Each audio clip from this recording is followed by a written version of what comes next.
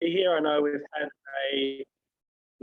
a long road, but I'm really excited by tonight's topic, and hopefully you are too. We are really lucky to have with us tonight Dr. Elin Charles-Edwards, hidden in the corner here, to talk with us about a most critical topic, being the latest results from our pandemic census. We know a lot's been changing, a lot's been happening, and hopefully tonight we have some insights from a demographic and statistical perspective as to exactly what those patterns are.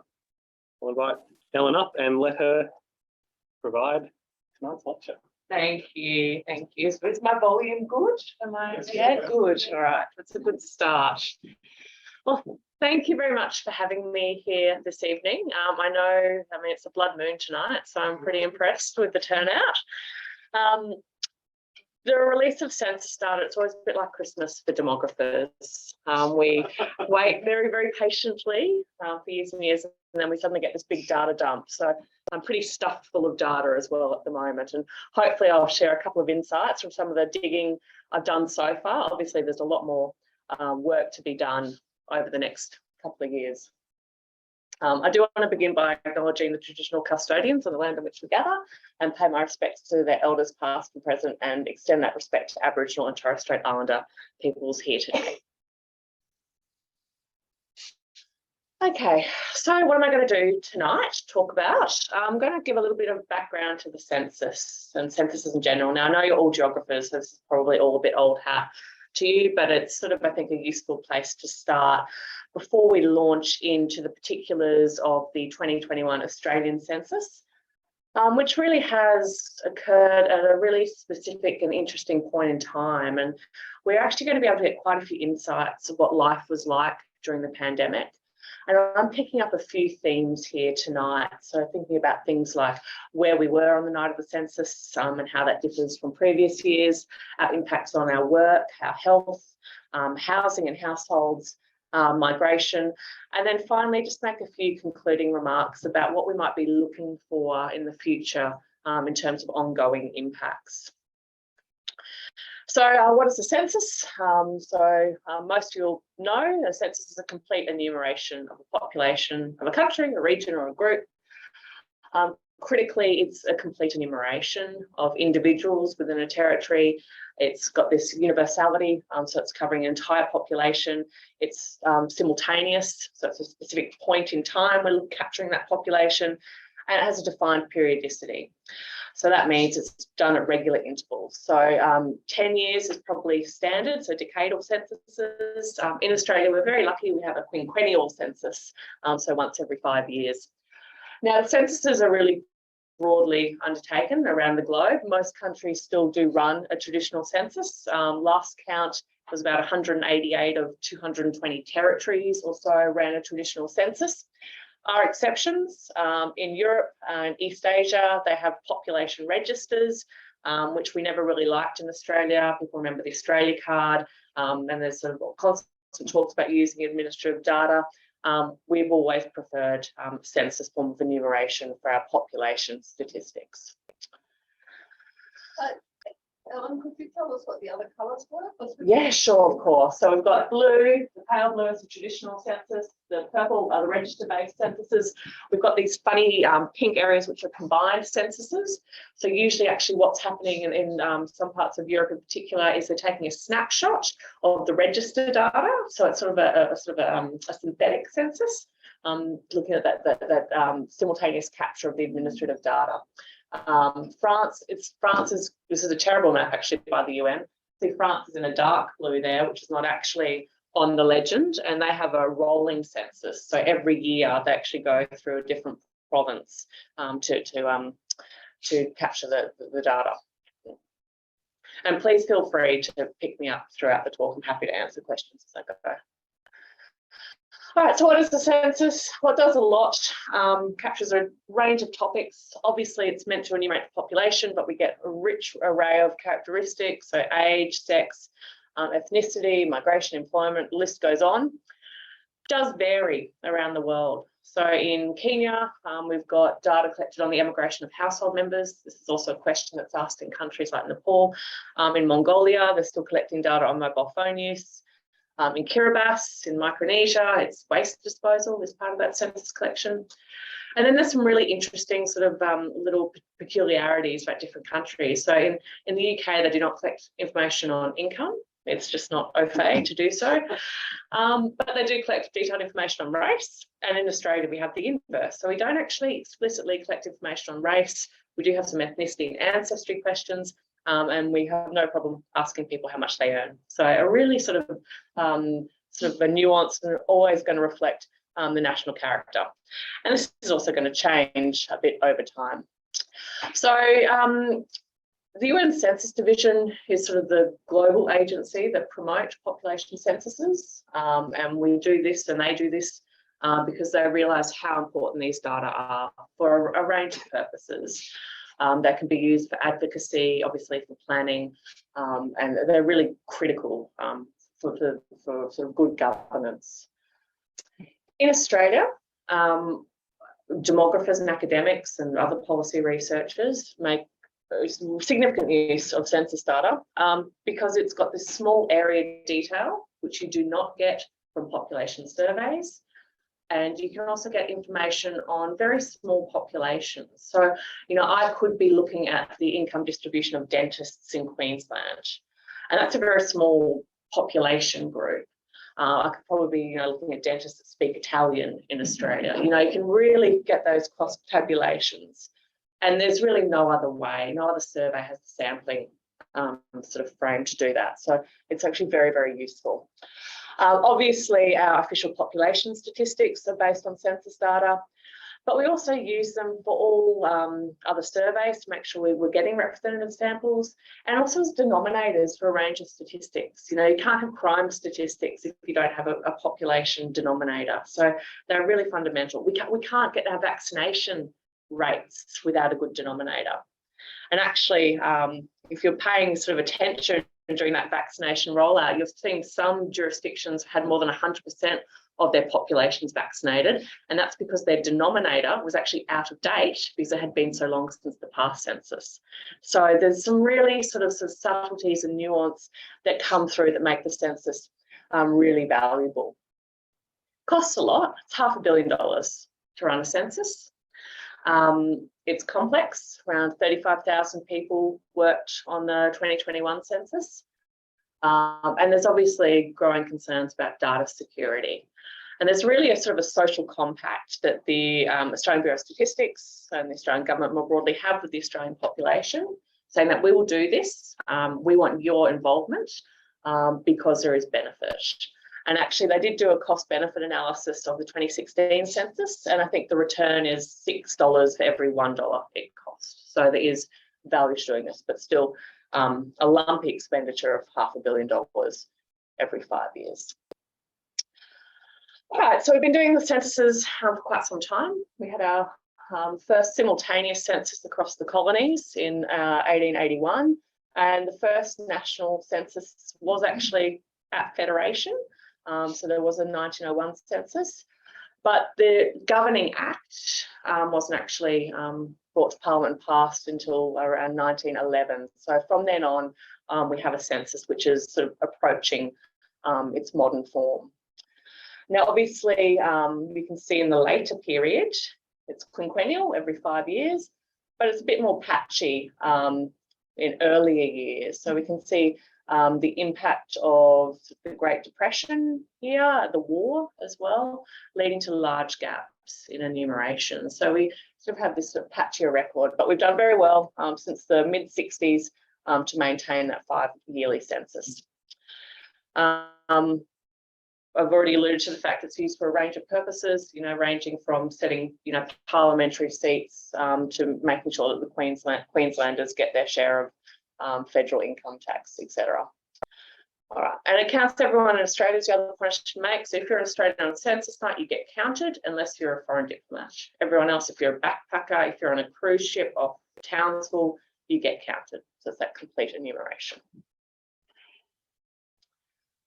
All right, so 2021 census had 64 substantive questions, capturing data on individuals, so people and their characteristics, families and households, so your living arrangement, your relationship to people in your household, and also dwellings.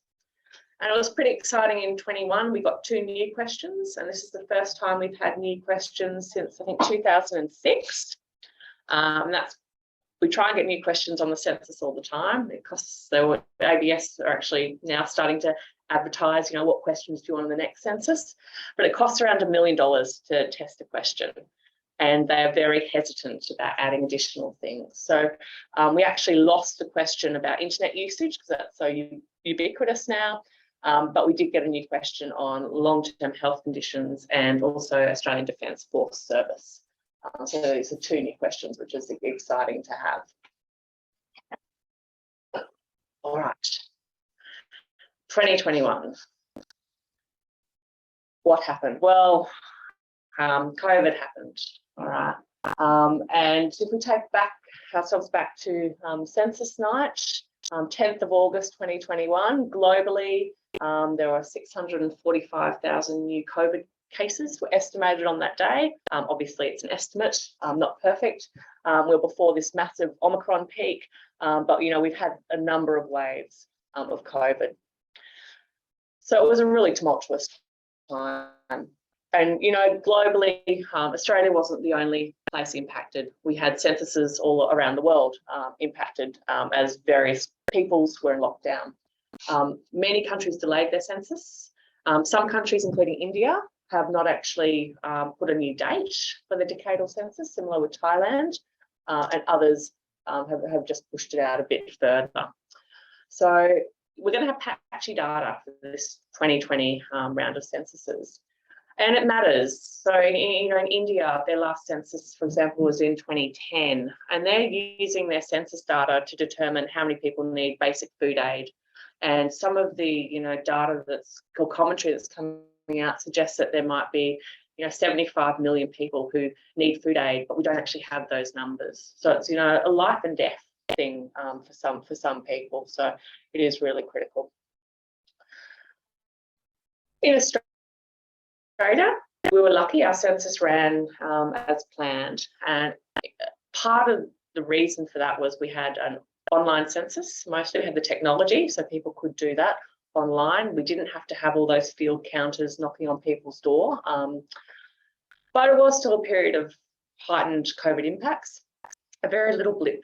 Now, if you sort of think back to that time, this is the time when Melbourne was in lockdown, Sydney was in lockdown. We were worried if there were 2 cases, we'd lock down Queensland for 2 weeks. And then what's come subsequent, it's sort of a very different time. Because Victoria, we're in a statewide lockdown for Greater Melbourne and Shepparton during census. Greater Sydney was in lockdown, and we were in lockdown shortly before, but actually our lockdown was lifted 2 days before the census.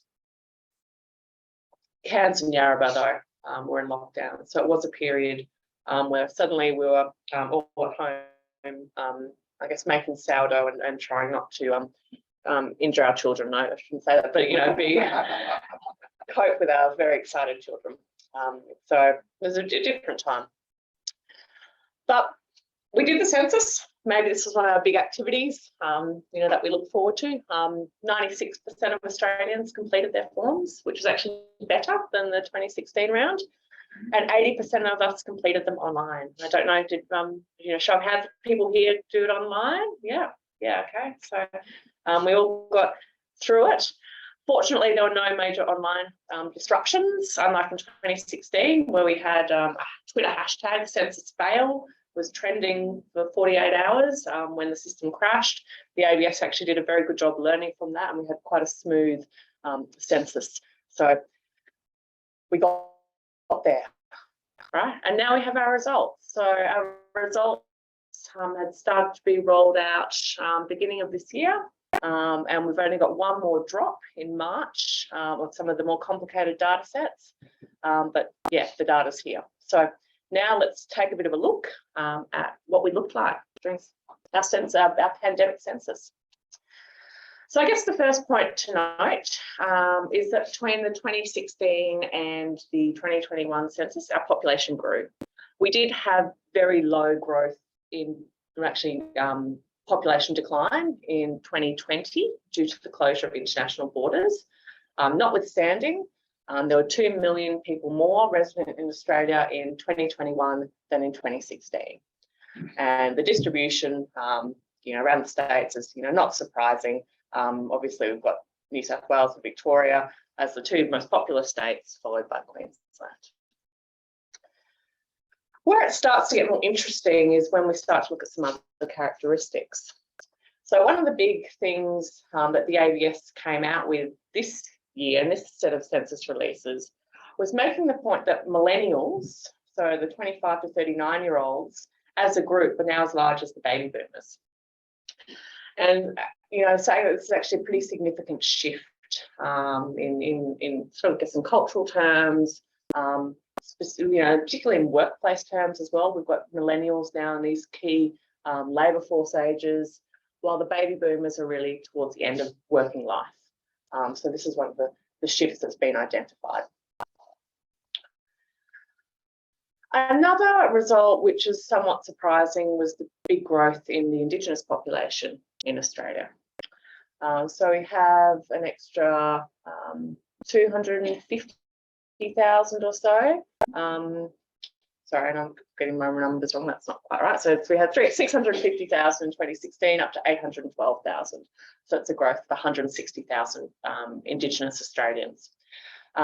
So growth in share. Now, this is in part due to higher fertility and also fertility of Indigenous children to non-Indigenous women as well can actually lead to higher levels of population growth due to partnership formation, but also shifts in people identifying and being more comfortable to identify as Aboriginal and Torres Strait Islander. So it's 3.2% of Australia's population identified as Indigenous of the census. In terms of diversity, around 30% of us were first-generation Australians, 22% additional, 22% of second generation, and then we've got third plus generations making less than half of our population. So very diverse. And if you look at the growth, where's this diversity coming from over this intercensal period? We've got big growth in populations, particularly coming from South Asia. So India is now our third most common country of birth outside of Australia, but also significant growth in Filipino population, also Nepalese population. So some shifts there.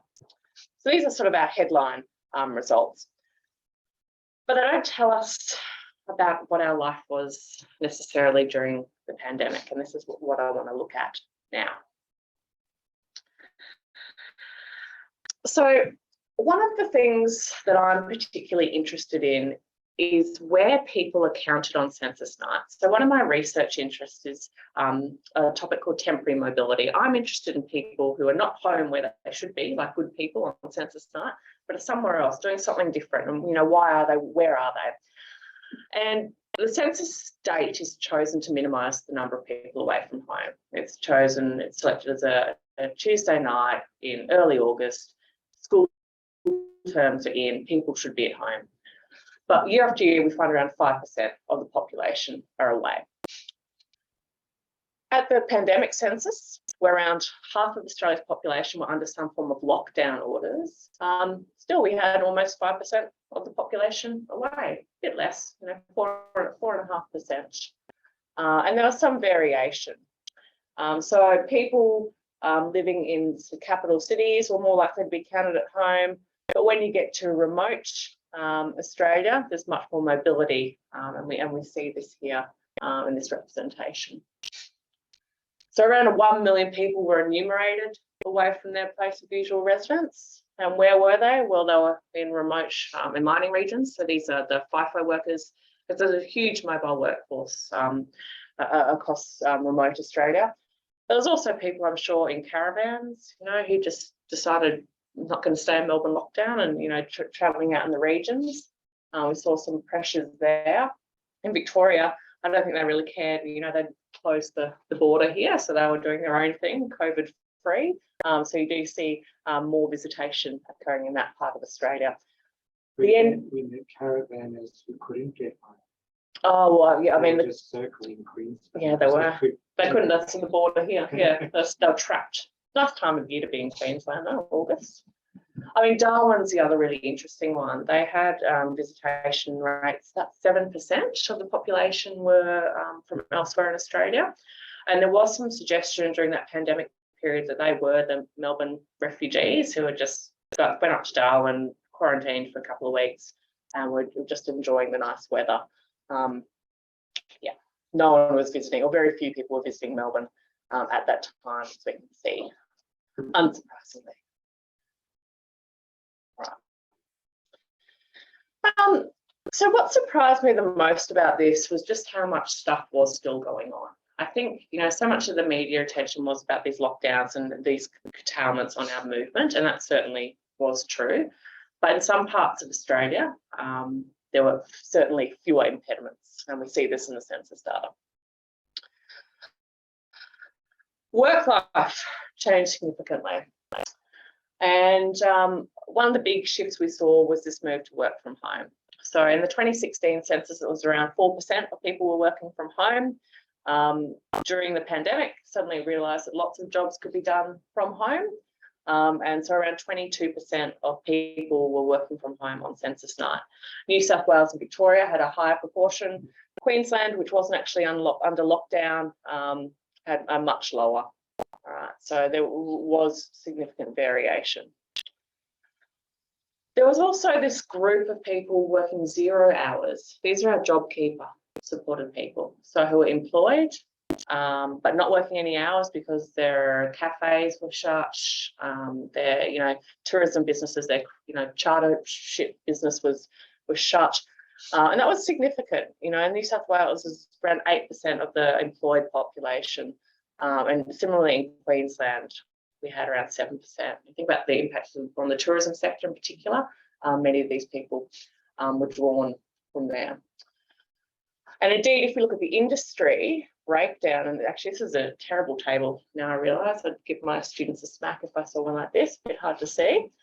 But we can see the people that work from home, if you were employed in the financial insurances services, so if you were a merchant banker, 2/3 of you were working from home. If you are in professional, scientific and technical services, so university academics, you know, might be part of that, it's more than half. You know, information, media and telecommunications, so your IT people is 50%. Much harder to work from home if you are in accommodation and food services, only 4%.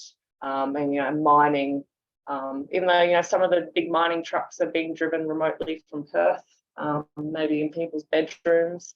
So about 9% in that industry. And I'm sure they're the executives.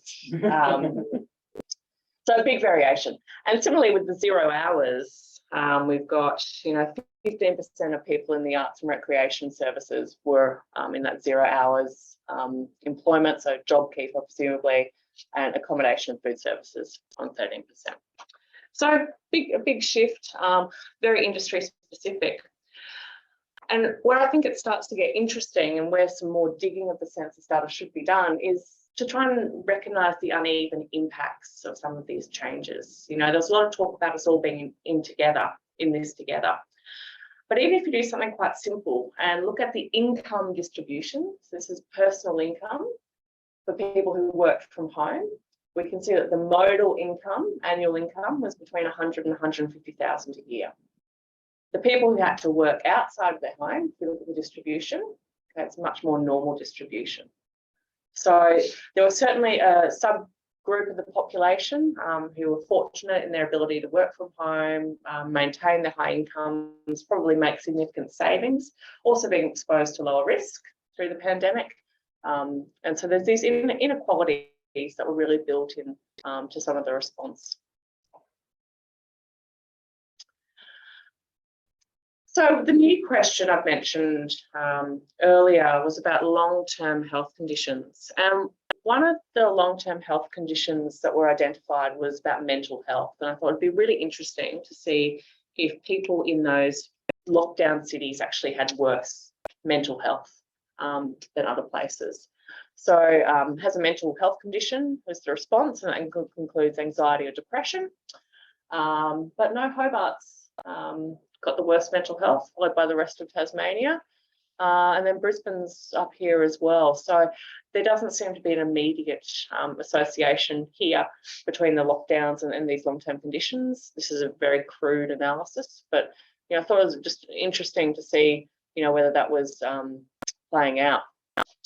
What we do see from this question during the pandemic was, yes, the sort of younger population did have a relatively high propensity or incidence of mental health conditions, but it's actually older Australians that were suffering during this time. And, this is the first time this question has been asked, and it'll be interesting to see how that shifts in subsequent years.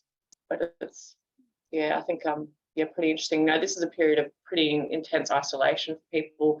I know that people felt that, these are meant to be the years that you're traveling and you're doing all sorts of exciting stuff with your family, and found yourself locked down in Victoria and Melbourne. All right. So I provided a little bit of a snapshot of, what was happening on during that COVID time. But I think what we're really now seeing is some of the longer term impacts. And you'll be aware that in Queensland, we had this big housing summit. There's a lot of the media attention about this housing crisis that we're seeing.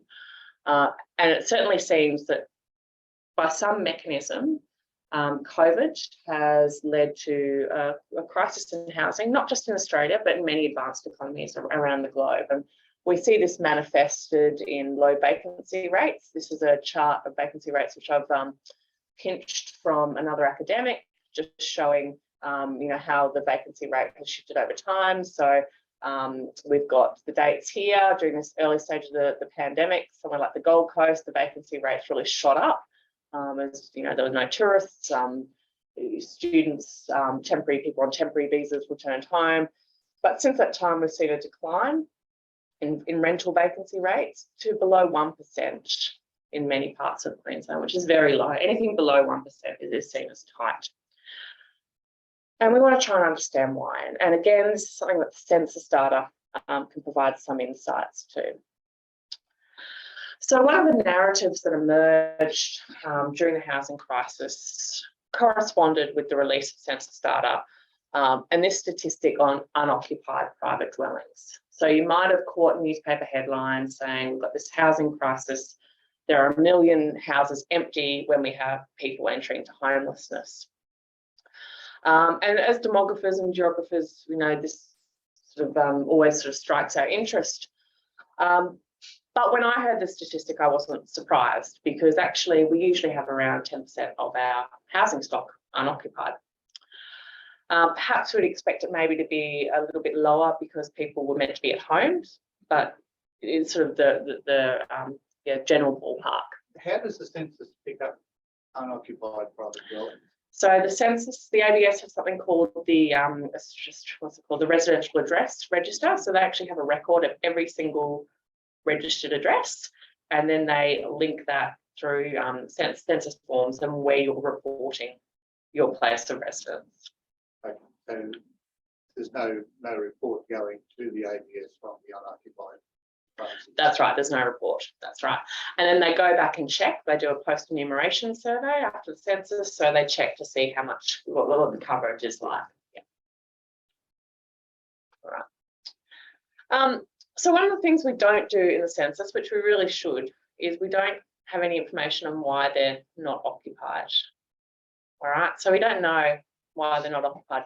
We used to collect that though, back in the 80s.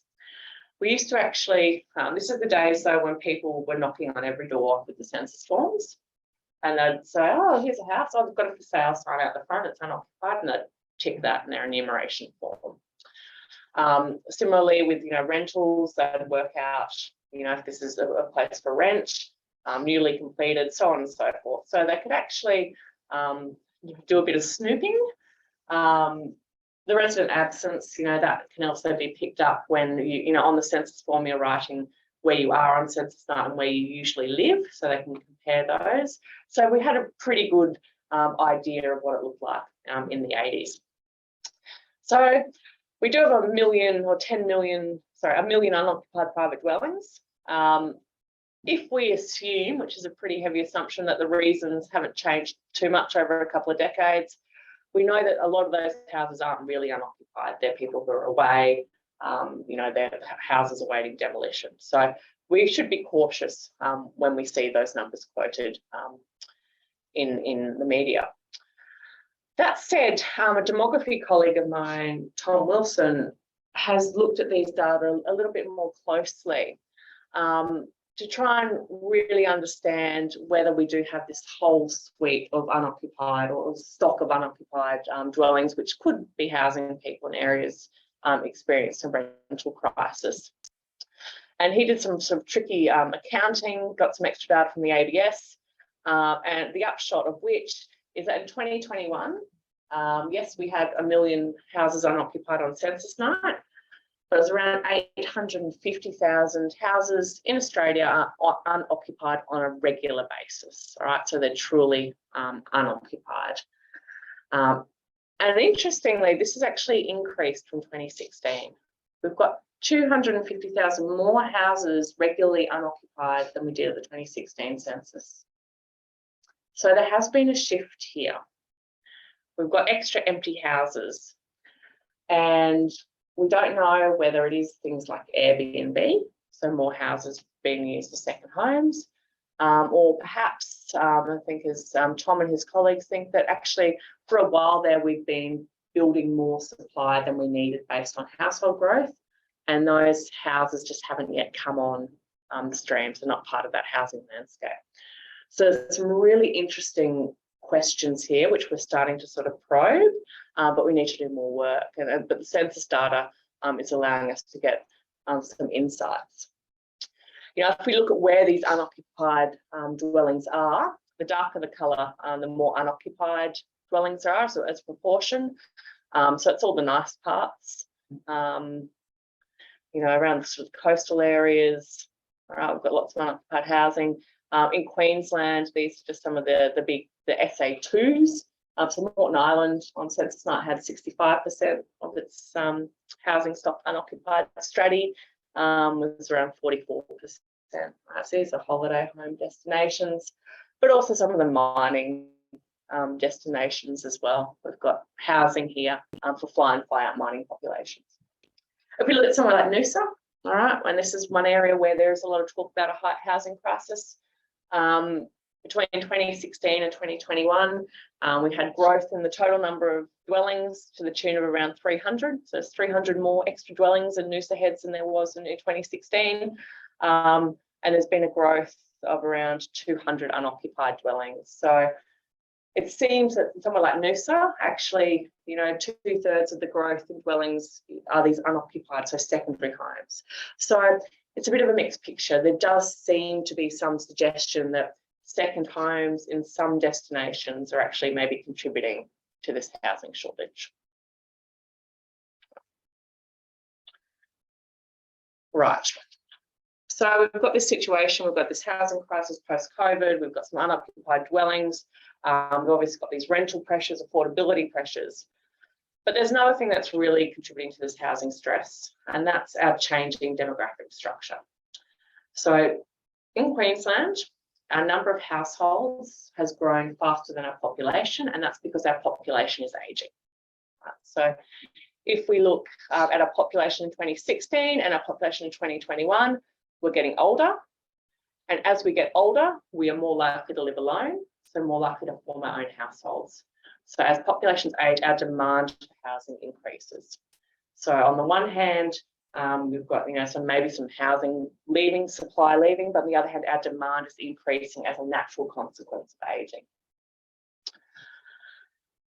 The other thing, though, that we're seeing is in this situation where we've got a very tight housing market, there's some suggestion that our behaviours are changing. So obviously when housing supply is hard to find, we might adjust our behaviours by living with other people, less likely to form our own households. And it seems that older Queenslanders and also younger Queenslanders at this pandemic census were more likely to live with other people than they were in 2016. So older people may be moving back in with children, older children, and younger people not leaving the parental home. And actually, we've seen this in many regional areas. So this is a bit of a tricky graph to see, to sort of make sense of initially. But we can assume here that if our pattern of household formation in 2021 was the same as in 2016, we'd be on this 100 line. And so we take into account changes in population growth. And for younger Queenslanders, so this is the Gold Coast and the Sunshine Coast, we only have around 70 of the expected dwellings. We'd expect 100, but only 70 we've got that rate. So we've actually got fewer households being formed by younger people in those areas which are experiencing quite high levels of housing stress. And similarly, amongst older Queenslanders, we've got fewer households. And this is really seen in some of these regional areas. So we've certainly got a housing crisis, and we've got some suggestions of behavioural change occurring, and we need to dig deeper into this. So staying on housing, and I guess the pressures, you know, we've had this Airbnb argument, unoccupied dwellings, we've had change in household behaviours. The other thing that's really been talked about during this COVID period was shifts in migration patterns, with people leaving the cities into regional areas. This is work at the beginning of the pandemic that me and colleagues at UQ were really involved in. So we were doing population projections right at the beginning, thinking about how our demographic behaviours might change in response. And one of the things we thought was that during a period of stress, people will stay put and will have less migration. We didn't actually.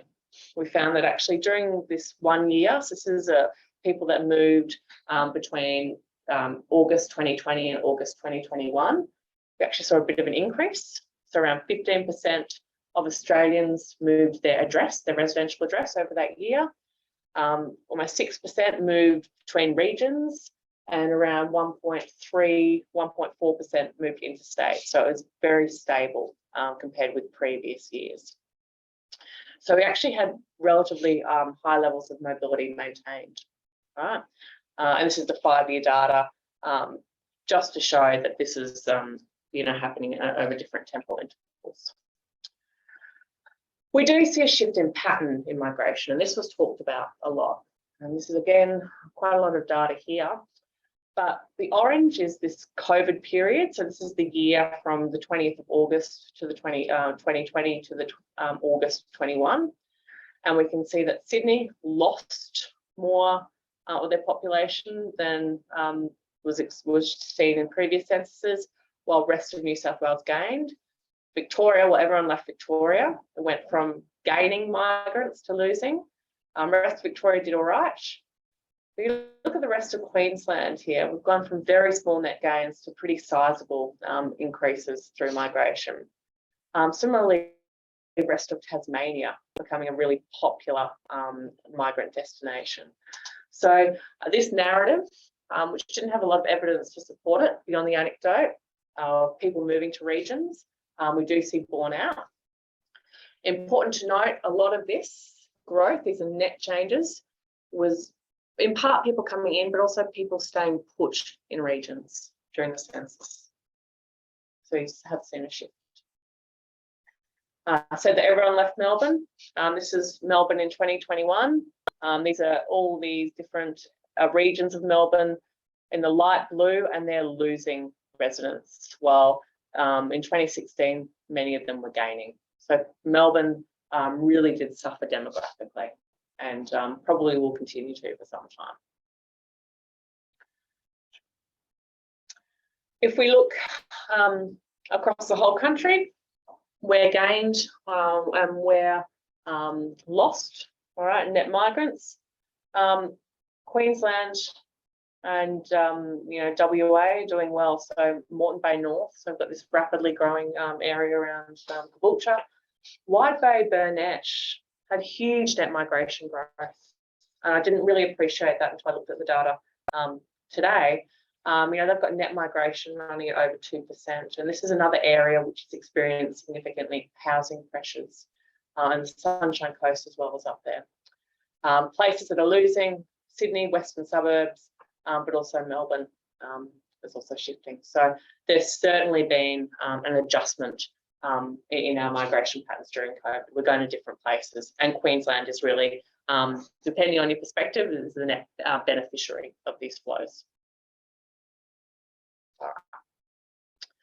Okay, so just some final thoughts to wrap up. The data is still new. There's lots of data, and we are digging through it, and we are looking. But this is just a taste of what's to come.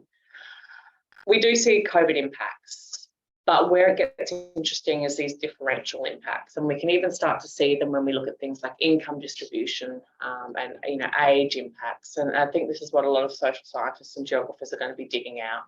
Also, some of the spatial impacts, how are regions faring versus capital city areas. We don't know how much of what we see in our pandemic census is going to continue. Is our work from home trend something we're going to see from now on, or is it an ephemeral thing? Are our migration patterns to Queensland a permanent feature, at least a medium-term feature of our population geography?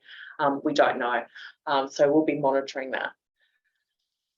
What I think, though, is probably the most interesting and probably the most profound impact, which I think, again, social scientists will be digging out for many years to come, are our so-called cohort effects. So we've been through a period of major disruption. And what we see historically and in demography, whenever there is a period of disruption, it is usually young adults most impacted because it impacts their transition out of the home, through education to work. And those impacts actually stay with them for a lifetime. So these cohort effects in the young Gen Zs and our millennials, I think, are something that are probably going to be pretty profound and potentially shaping Australia's population geography in the future. And we'll need census data to keep monitoring these shifts. And I will leave it there for questions. Thank you.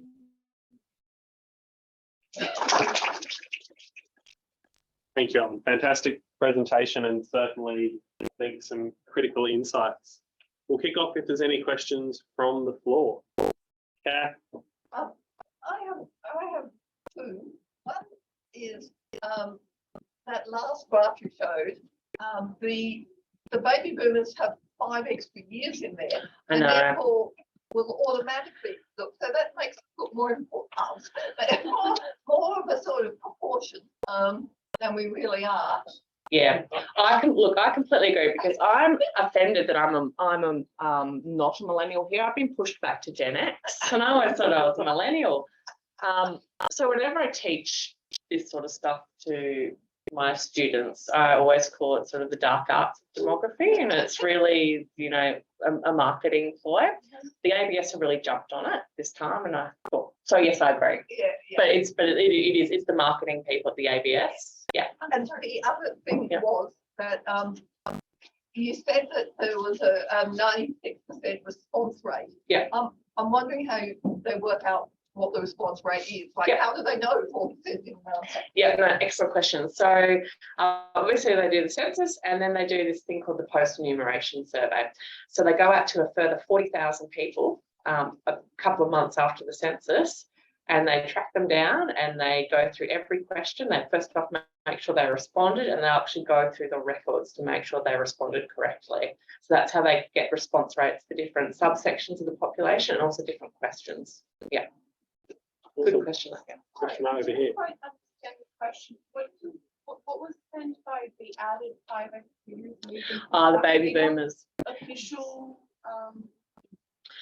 So baby booms usually, so it's usually taken from 1945 to 1966. Yeah, they have the official label. Yeah. Well, yeah, but there's a bit of movement in the labels. Yeah. So as I said, I grew up being a millennial, and I'm a Gen Xer here. I feel prematurely aged. It's not so much which years I think, it's the fact that it has 20 years span. Yeah. 15 years. Yeah, that's true. It's bigger. I always thought they had very official brackets. You're born between this year and this year. They change, but you're right. So the size of the age group is different. I mean, poor Gen Alphas are very only 10. Very little. Yeah, they are.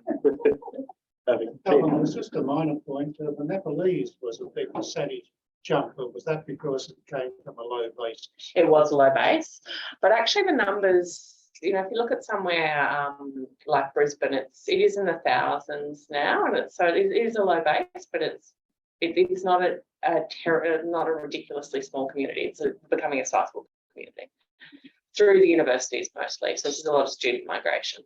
Yeah. Although you would pick that up in August, and Australia would have been locked down. Yeah, so we lost students. A lot of the Nepalese are here post-grad, and a lot of them stayed. I had a lovely Nepalese PhD student who finished during this period. Yeah, so there is, yeah, you're right. I mean, the Iranians is another group that's grown really rapidly from a small base. Yeah, Chris. I've got two actually, but first one is, have you got any idea about migration overseas and immigration and emigration? It must be very interesting. How many people came from overseas to get back to Australia? How many were chucked out of Australia? Yeah, so I looked at these today actually. So one of the things, well, so lots of things happened.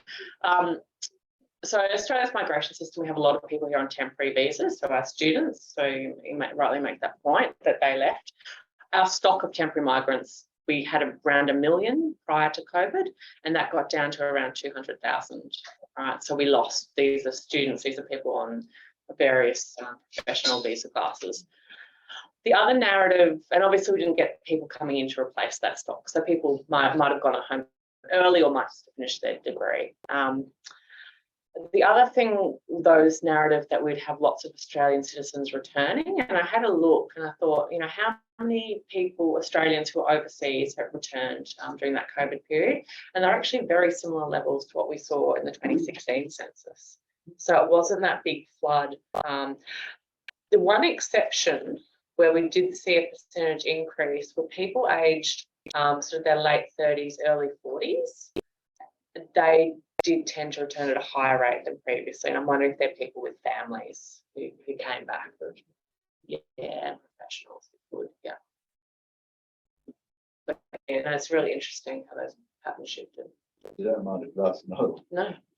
Perhaps a silly question. I don't understand how you demographers work. I mean, do you actually share your work with other demographers, or try to get the best examples that you can find in a particular situation?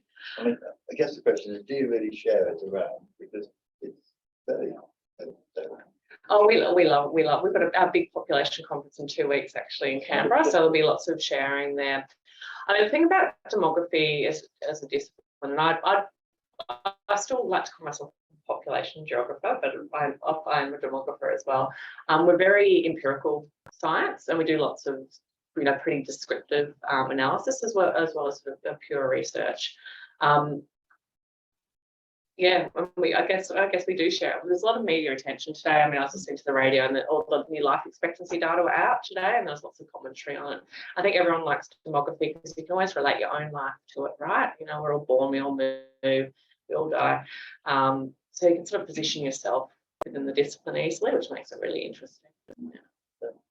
Perfect. If there are any questions online, please make sure to put those in the chat. Do we have any other questions from the floor? Thanks for the great presentation. Probably very short, out of curiosity, that they were tracking the unoccupied houses. Were they also looking at the overpopulated places as well? Yeah, so I mean, it's a really good question. So we have, at the moment, we just have averages. So we have average household size, and we know average household size is very high in remote Indigenous communities, for example. The next step will be getting individual level data where we can actually track the characteristics of people who are living in overcrowded housing, and that's not coming out until March. That said, all data are confidential and anonymised, so we can't actually, we're not being monitored. You know, they don't care that I live at X, whatever street, the Gap. They're looking at the characteristics of the neighbourhood. Yeah.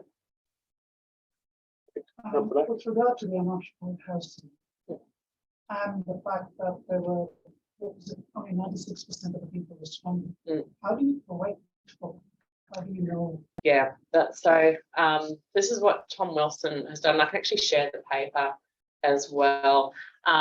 He got special data from the ABS to work out some population accounts. So he had the account of owner-occupied dwellings, but the ABS also know people who were away from home where they should be. So you could actually work out the number of households which were only unoccupied on a temporary basis.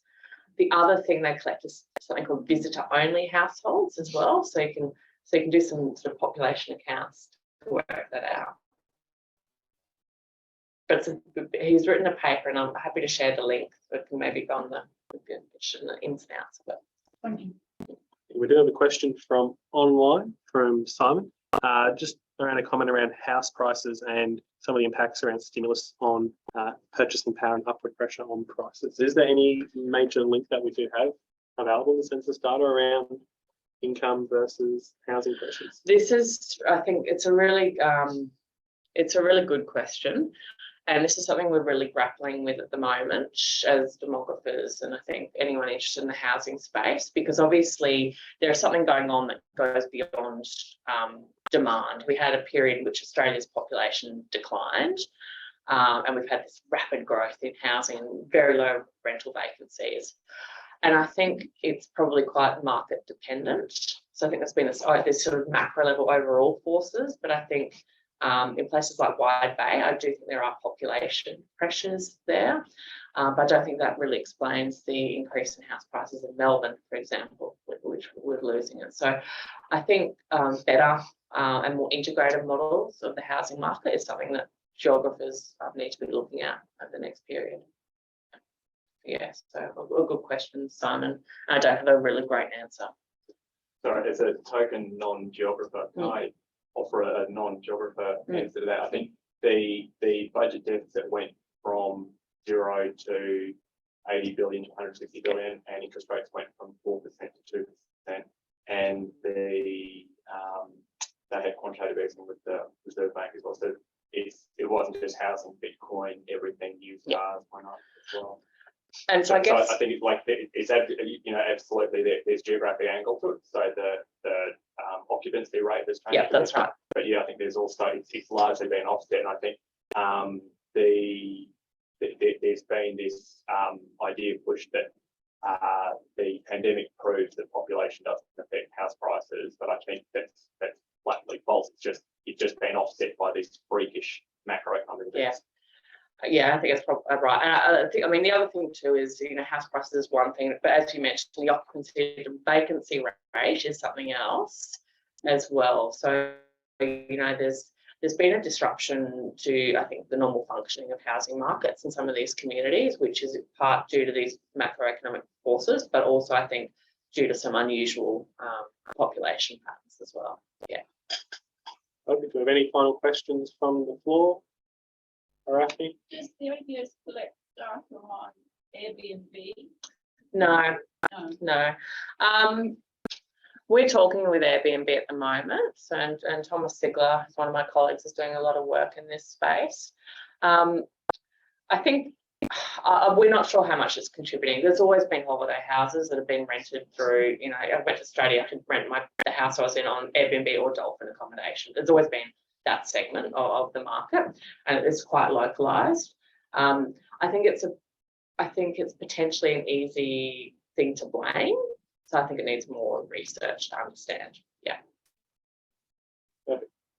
Alan, can you interrogate any combination of the questions? Yes, with one limitation, that's if you get too specific and suddenly you're identifying a population geographer who lives in the gap age between 40 and 45, and there's issues with identification. Yeah, so they'll perturb. They'll put random noise in those. But there's this wonderful product called Table Builder, which actually allows you to do many cross tabulations as you want. Perfect. If we have nothing final from the floor, we might call it there. And thank you very much to Elin for a fantastic and very insightful presentation. Thank you. Okay, everyone, thank you for being here with us today. This is one of our, I think, last lecture for the year. We do have our Christmas party coming up next month, though, if you are a member. If you are not a member, as always, please do consider joining up. It is incredibly affordable. I like to think as cheap as a cup of coffee per month, and provides you with wonderful access to these lectures discounted prices on our geography and conversation series, and to a number of our treks and activities as well. Of advertising, we do, in addition to the Christmas party, have our final geography and conversation for the year, looking at the Bribie Island breakthrough, happening in about 2 weeks' time. So please do check the website for that one. Got some great speakers lined up and a very fascinating topic. I know at work we've been going back to the 1930s trying to track that breakthrough and sand movements. So it'll be very interesting to hear what our presenters on that session have to say. Apart from that one, have a fantastic night for those online. Hope you get to catch a glimpse of the blood moon. And for those of you here with us now, we do have some refreshments up the back. Thank you all. We'll see you again very soon.